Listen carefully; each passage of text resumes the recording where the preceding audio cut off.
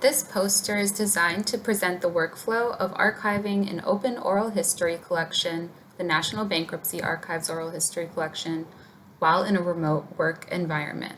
The poster describes practices which have changed in comparison with working on location, as well as practices which have remained the same.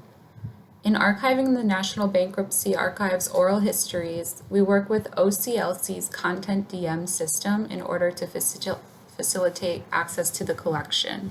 One area which has been altered since beginning to work remotely is that our oral history object files, which largely consist of video files, audio files, and transcript documents, have been accessible only through a cloud-based file share site, Box, rather than a local network drive. This has resulted in technical difficulties when communicating with the Content DM software, in that interruptions occur when uploading files from Box to the project client. The project client will often shut down mid-upload and none of the uploading progress gets saved. I've been in touch with OCLC support, who have informed me that the Content DM project client cooperates more smoothly with files which are downloaded locally. While I am able to download our files from Box onto my personal computer, this is especially time-consuming when working with video and audio files which are hours long in length. In an effort to troubleshoot this issue, I keep my laptop as up-to-date as possible with system updates. I eliminate background programs when ingesting items from Box to the Content DM project client, and I've adjusted my internet to a higher speed. I've seen better results since making these changes, but sometimes the connection still becomes interrupted. We've also run into difficulty with locating signed release forms. That would be release forms signed by interviewees in the oral histories.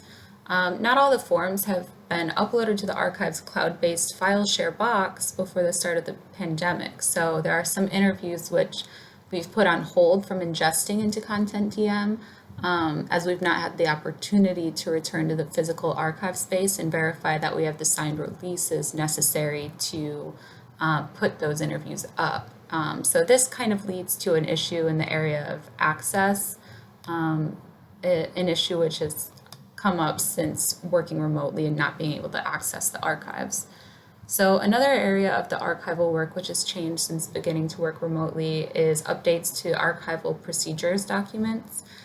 This collection encourages those with experience in the area of bankruptcy law to conduct oral history interviews with their colleagues in the field.